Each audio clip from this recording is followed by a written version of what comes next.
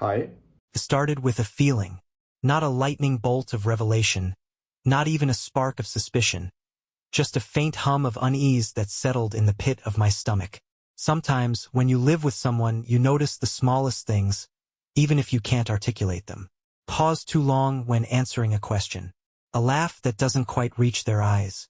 Little changes that don't scream something's wrong, but whisper it, quietly, persistently. Jenna and I had been together for 5 years. I had never considered myself the jealous type. We built our life on trust, or so I thought. We were both professionals. She worked in marketing, I in operations management. Busy schedules meant that our time together was precious, and for the most part it felt like we were doing fine. Until recently. It wasn't one thing that made me uneasy but a series of small things. The way she'd suddenly become glued to her phone, tilting it away when I walked by. The late nights catching up on work at her office. The sudden interest in dressing up for seemingly mundane errands. None of it screamed betrayal, but together, the puzzle pieces formed an incomplete, disconcerting picture. The moment that tipped the scales came unexpectedly. One night, Jenna came home later than usual, her explanation rushed and vague. Her phone buzzed on the counter, and she didn't rush to grab it like she normally would. I glanced at the screen, just a glance. A name I didn't recognize flashed across. Evan. The message preview read, "Last night was amazing. Can't stop thinking about." Before it cut off, I froze. My pulse quickened, but I didn't react outwardly. The text was enough to confirm that something was going on, but not enough to confront her. I needed more, and if there's one thing I've learned in my line of work, it's that details matter. If I was going to find the truth, I needed to proceed carefully. Over the next few weeks, I began observing Jenna more closely. Her routine hadn't changed significantly, but now I noticed the small cracks in her story. A work meeting that didn't align with her calendar. A missing scarf she claimed she'd left at the office. The way her phone was suddenly password protected when it hadn't been before. I decided to dig deeper. It wasn't hard to access Jenna's cloud account. She'd once shared the login information with me during a trip when we needed to sync photos. I told myself it wasn't snooping, it was confirming. A way to calm my growing doubts. But what I found only stoked the flames. Hidden among her usual work emails and mundane messages were exchanges with Evan. At first glance, they seemed professional enough, discussions about campaigns, timelines, marketing strategies. But buried deeper in the threads were attachments. A candid selfie of Jenna with a glass of wine. An after-hours email thanking him for making her feel special. The tone shifted from professional to intimate in a way that couldn't be misinterpreted. I sat there for hours, reading through their correspondence. My stomach churned as I pieced together the timeline of their relationship. It hadn't been long, 3 months, maybe 4. But it was clear that this wasn't just a fling. I wanted to be furious, to yell, to demand answers, but I held back. Acting on emotion wouldn't solve anything. Instead, I decided to approach this strategically.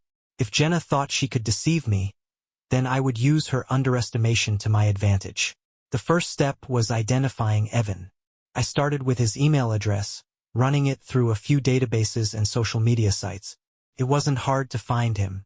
He worked at a competing agency, was married, and had 2 kids.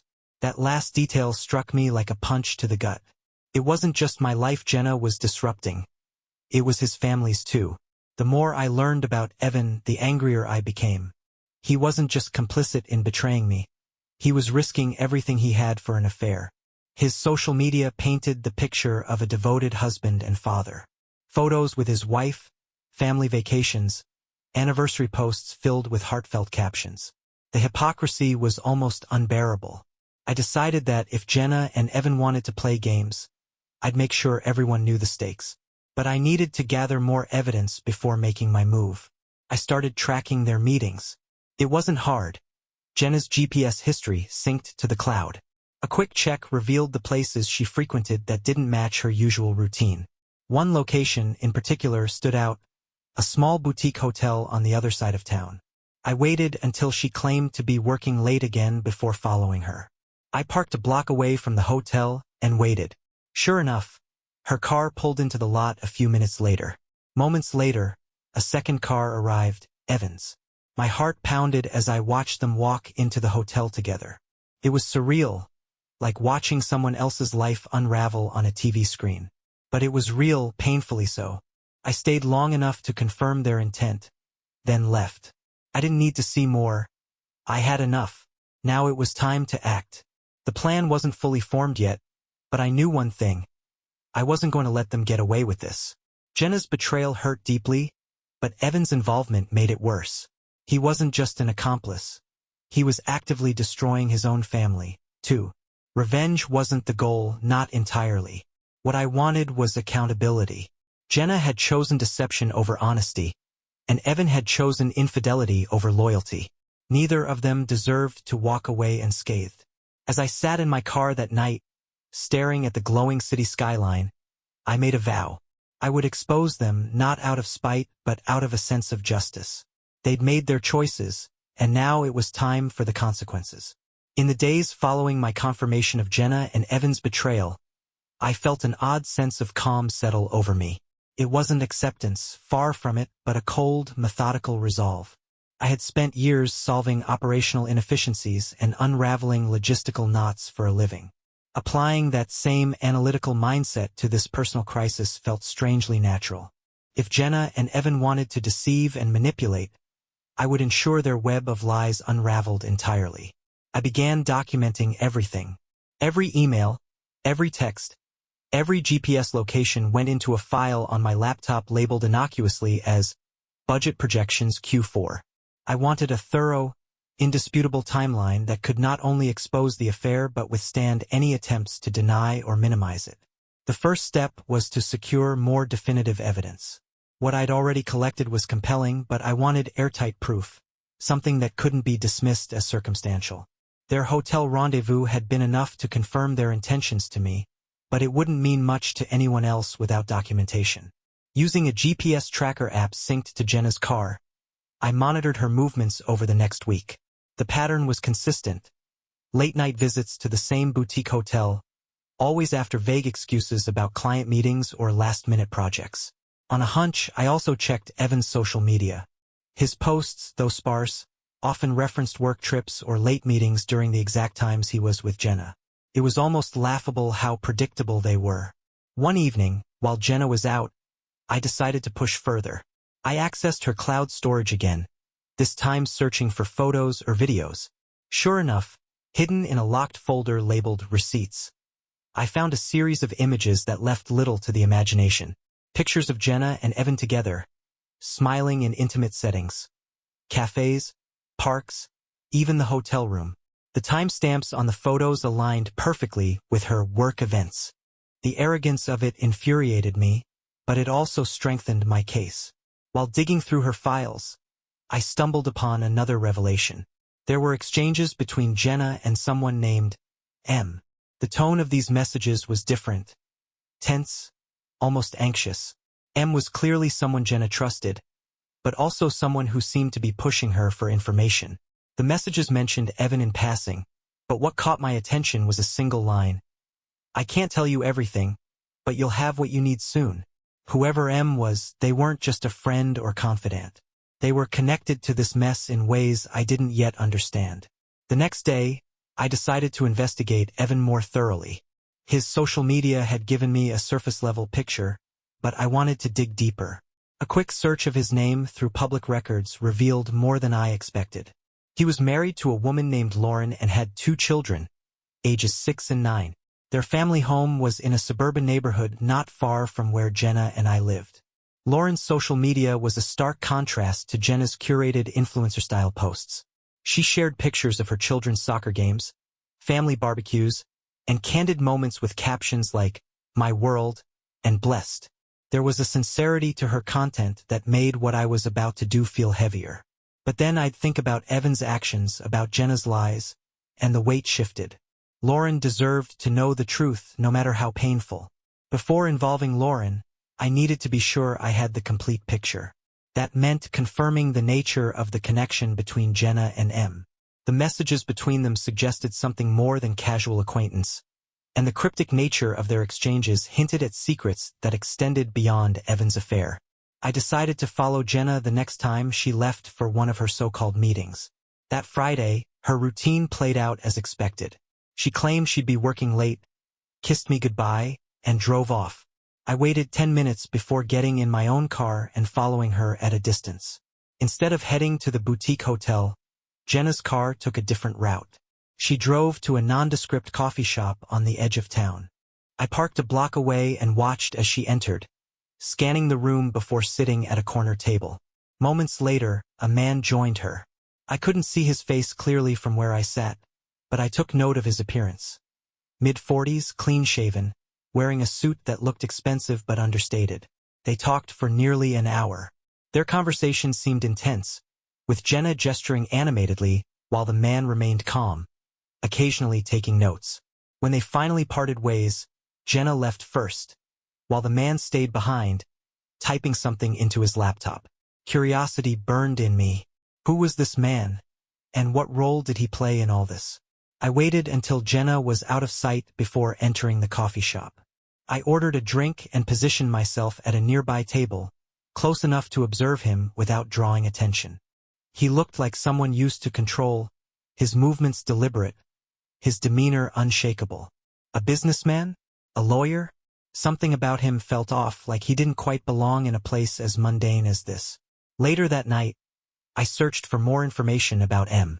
Using the few details I had, his appearance, snippets of his conversation with Jenna, and the alias in her messages, I eventually found a match. His name was Marcus Kane, a private investigator.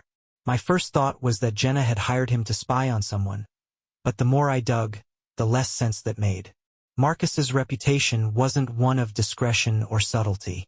He was known for exposing scandals, not protecting secrets. The realization hit me like a freight train. Jenna wasn't working with Marcus. She was under investigation. Whatever game she and Evan were playing, it had drawn the attention of someone who wanted answers badly enough to involve a professional. With this new information, my strategy shifted. If Jenna was being investigated, there was more at stake than her affair with Evan. I began to wonder if Evan's involvement with her went beyond personal betrayal. Was there a financial angle, blackmail, or was Jenna simply collateral damage in a larger scheme? My mind raced with possibilities, but one thing was clear. I needed to confront Lauren. Not just to expose Evan's infidelity, but to understand how deeply this mess went. If anyone had pieces of the puzzle I was missing, it would be her. I drafted an email to Lauren, carefully choosing my words. I introduced myself, explained my connection to Jenna, and provided a brief overview of what I'd uncovered. I included a few key pieces of evidence: a photo of Evan and Jenna at the hotel, a screenshot of their messages, enough to prove my credibility without overwhelming her. I ended the email by offering to meet in person, somewhere neutral, to discuss everything in detail. Hitting send felt like crossing a point of no return. I didn't know how Lauren would react or what repercussions this would have, but I couldn't let the truth stay buried. Too much was at stake, not just for me but for everyone involved. When Lauren responded to my email, I wasn't sure what to expect. Her reply was brief but filled with a sense of urgency. She wanted to meet, agreeing on a public park that afternoon. As I drove to the location, I replayed everything in my head. This wasn't just about exposing Jenna and Evan anymore. Whatever secrets Marcus Kane was investigating, Lauren might hold a piece of the puzzle. When I arrived, Lauren was already there, sitting on a bench near a playground. She looked exactly as her social media portrayed. Composed and maternal, her eyes betraying a weariness that suggested she already suspected something was wrong. As I approached, she gave a hesitant smile, but it quickly faded once I began laying out the evidence. Her reaction wasn't anger or denial. Instead, she seemed almost resigned, as though she'd been bracing for this moment. Lauren filled in the gaps I couldn't. Evan, it turned out, had a history of questionable behavior. Nothing overtly damning, just a series of small lies and inconsistencies over the years that had eroded her trust. She admitted she'd never imagined he'd go so far as to have an affair, especially one so blatant. But as I showed her the messages and photos, her expression shifted from resignation to determination. She wanted the truth, all of it, and she was willing to help me uncover it.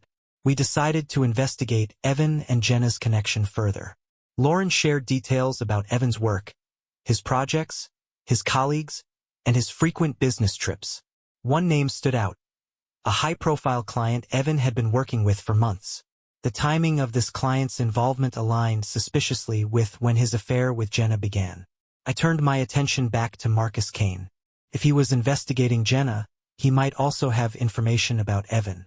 Using the contact details I'd found during my research, I reached out to Marcus under the pretense of being an interested client. My inquiry was vague but enough to pique his interest. Within a day, he'd agreed to meet. Marcus was every bit as composed in person as he'd seemed at the coffee shop. He had the air of someone who'd seen it all and wasn't easily rattled. I presented myself as someone concerned about Jenna's unusual behavior, mentioning her meetings with him without revealing how much I already knew. His reaction was measured, but I could tell he was evaluating me, deciding how much to share. Eventually, Marcus revealed that Jenna wasn't just a target of his investigation. She was a linchpin in a larger case. Evan's high-profile client wasn't just a business connection. They were under federal scrutiny for embezzlement and fraud. Jenna, through her marketing agency, had unknowingly been funneling money into shell companies tied to the client. What had started as an affair had spiraled into something much more dangerous. The realization hit me hard. Jenna wasn't just betraying me. She was entangled in a criminal conspiracy. Worse, her connection to Evan meant he was likely complicit as well. Marcus's investigation was nearing a critical point, and he hinted that he'd soon need to involve law enforcement. But he also needed more evidence, something concrete that could tie Evan and Jenna to the illicit transactions. I decided to play a riskier game. If Marcus needed evidence, I would get it. With Lauren's help, we devised a plan to gather information directly from Evan. Lauren invited him to dinner under the guise of working on their marriage, hoping to catch him off guard. Meanwhile, I'd gain access to his devices, looking for anything that could corroborate Marcus's findings. The night of the dinner was tense. Lauren played her part perfectly, keeping Evan distracted while I remotely accessed his laptop. His files were extensive, but one folder immediately stood out. It was password protected, but my experience with Jenna's accounts gave me an edge. Within minutes, I was inside. What I found confirmed everything Marcus had suggested. There were detailed spreadsheets showing money transfers to various shell companies, some of which were linked directly to Jenna's agency. Emails between Evan and the high-profile client outlined their schemes in shocking detail. There were even references to Jenna, though it seemed she'd been kept largely in the dark about the true nature of the transactions. I copied everything and forwarded it to Marcus. When the dinner ended, Lauren and I regrouped, sharing what we'd learned. The weight of the situation was overwhelming. This wasn't just about exposing infidelity anymore. It was about bringing criminals to justice. The following days were a blur of coordination with Marcus. He'd passed the evidence to the appropriate authorities, and an investigation was underway. Lauren and I kept our distance from Jenna and Evan, knowing any confrontation could jeopardize the case. But the tension was unbearable. Every moment felt like waiting for the other shoe to drop. Then it happened. News broke about the embezzlement scandal, naming the high-profile client as the primary suspect.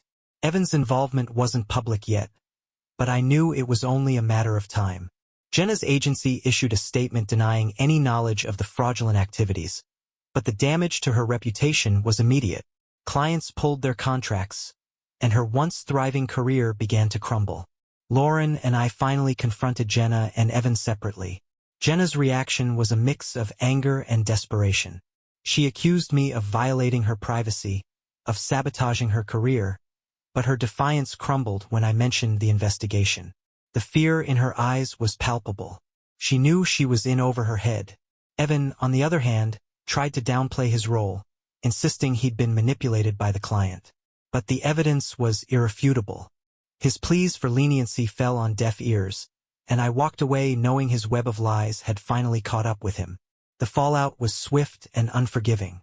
Jenna's agency dissolved within weeks, her professional relationships irreparably damaged. Evan faced legal consequences for his role in the scheme, and Lauren began divorce proceedings, determined to protect her children from the chaos he'd caused. As for me, I felt a sense of closure I hadn't expected. Exposing Jenna and Evan had been painful, but it had also been necessary. Their choices had hurt countless people, and bringing the truth to light was the only way to move forward. Marcus's investigation continued, and while I knew the scars from this ordeal would take time to heal, I also knew I'd done the right thing. The storm I'd set in motion began to unravel lives faster than I could have anticipated. With the authorities now involved in the embezzlement case, the ripple effects were immediate and far-reaching. Watching the fallout from a distance was surreal. Jenna and Evan had built their lives on a foundation of deceit and arrogance, and now it was crumbling in slow motion for everyone to see. After Evan's involvement became public knowledge, it was clear he wasn't just a minor player in the scheme. The emails I had forwarded to Marcus revealed that Evan had been more deeply involved than either Jenna or I had initially suspected. He wasn't merely facilitating transactions. He was actively orchestrating them, using Jenna's agency as an unwitting front. The investigation quickly expanded, pulling in other associates, and the media began piecing together the story. Lauren called me after the news broke. Her voice, though steady, carried the weight of exhaustion. She'd known Evan had been lying for years, but seeing it all laid bare in headlines and court filings was something else entirely. She told me she was staying strong for her children but admitted it was taking a toll. Her strength in the face of it all inspired me. She didn't let herself become consumed by anger or bitterness. Instead, she focused on protecting her family and moving forward. We agreed to keep in touch throughout the legal proceedings, knowing there was still more to uncover about the full extent of Evan's betrayal. Jenna's situation, meanwhile, was spiraling out of control. She hadn't been implicated in the embezzlement scheme directly, at least not yet, but her agency's role in laundering money left her vulnerable. Former clients were distancing themselves, partnerships were dissolving, and her carefully curated image as a savvy professional was in tatters. She reached out to me, of course. At first, her messages were defiant, accusing me of sabotaging her career out of spite. But as the pressure mounted, her tone shifted. She begged for a meeting, insisting there was more to the story that I needed to hear. Against my better judgment, I agreed. If nothing else, I wanted to see if she'd finally take accountability for what she'd done. When we met, Jenna was a shadow of the confident, put-together woman I'd once known. Her usual bravado was gone, replaced by a nervous energy that made her fidget in her seat. She admitted to the affair, though she framed it as a mistake born out of stress and dissatisfaction. But when I pressed her on her role in the embezzlement, she clammed up. She denied knowing anything about the money laundering, insisting she'd been used by Evan and his client. I didn't believe her. The messages and documents I'd uncovered suggested otherwise. Jenna might not have orchestrated the scheme, but she wasn't as oblivious as she wanted me to think. Still, I let her talk, hoping she'd slip up and reveal something useful. Eventually, she mentioned Marcus Kane. She claimed he'd been digging into her agency for months and suggested that he'd exaggerated her involvement to build his case. I'd seen enough of Marcus's work to know he wasn't sloppy, but Jenna's desperation was telling. She was clearly worried about what Marcus might find next. Lauren and I continued working together, piecing together the fragments of evidence left in Evan's wake. One evening, she sent me a file she'd found on an old external hard drive Evan had forgotten to take with him when he moved out. The file contained spreadsheets, emails, and even a list of accounts tied to the shell companies. It was a goldmine of information, enough to cement Evan's role in the scheme and implicate several of his associates. We forwarded the file to Marcus, who confirmed its significance. He assured us that the investigation was nearing its conclusion and hinted that arrests were imminent. The thought of Evan facing consequences for his actions brought a grim sense of satisfaction, but I knew the damage he'd caused would take years to repair. As the case progressed, I found myself reflecting on the choices that had led me here. Jenna's betrayal had cut deeply, but exposing her and Evan had brought a sense of closure I hadn't expected. For the first time in months, I felt like I could see a way forward. But closure didn't mean there were no loose ends. One night, I received a message from Marcus. He'd uncovered something troubling in the latest round of evidence. Jenna hadn't just been a pawn in Evan's schemes. She'd actively participated in covering up the transactions once she'd discovered the truth. Whether out of fear or greed, she'd chosen to protect Evan and his client instead of coming clean. The revelation didn't surprise me, but it deepened my resolve. Jenna's actions had hurt countless people, and she needed to face the consequences. I passed the information along to Lauren, who agreed to include it in her testimony as part of the divorce proceedings. She was determined to ensure Evan's actions wouldn't jeopardize her children's future. The day the arrests were made, I felt an odd mix of emotions. Watching the news coverage of Evan and his associates being taken into custody brought a sense of justice, but it was tempered by the knowledge of what had been lost. Jenna's agency was officially shut down, and she was facing her own legal troubles for her role in the scheme. Lauren and her children were starting over, building a new life without Evan's shadow looming over them. For me, the experience had been transformative.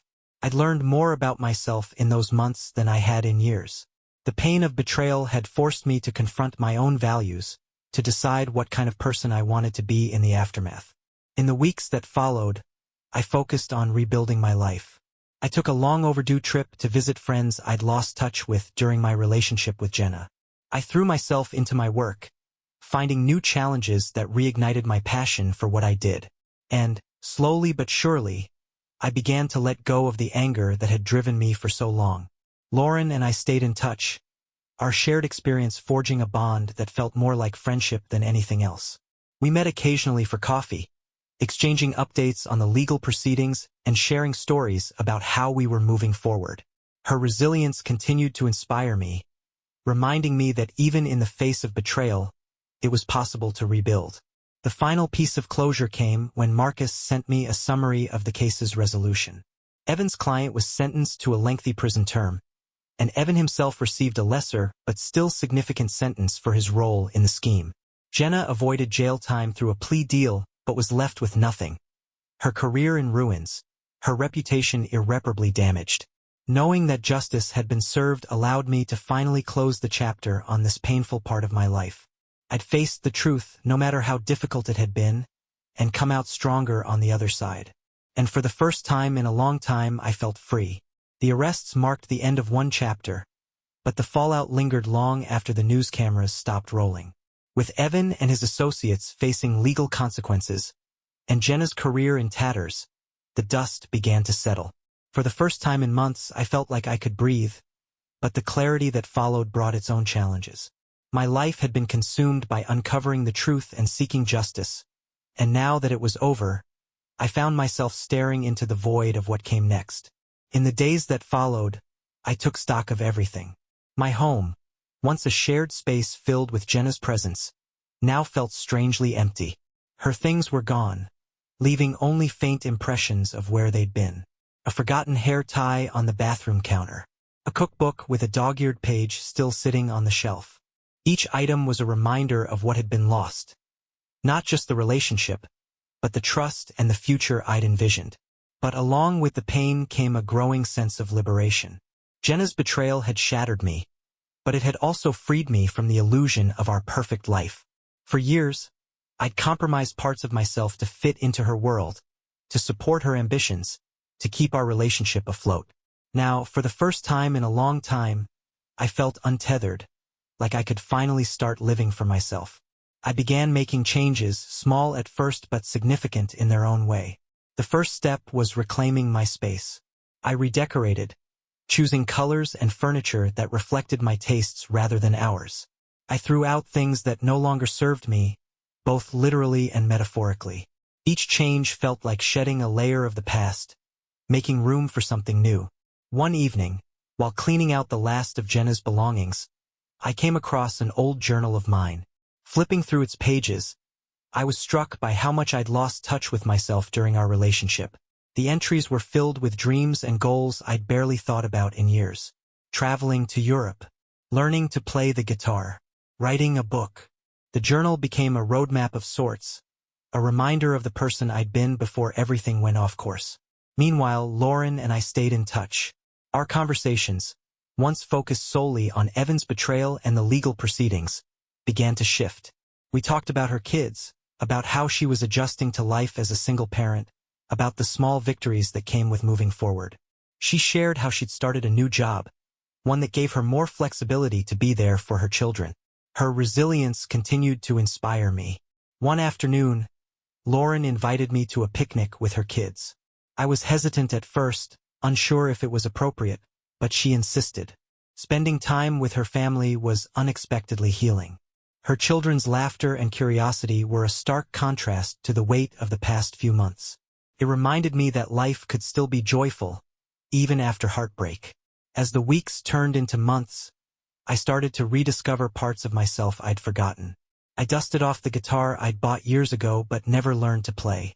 I booked a solo trip to Italy, something I'd always dreamed of but had put off because Jenna wasn't interested.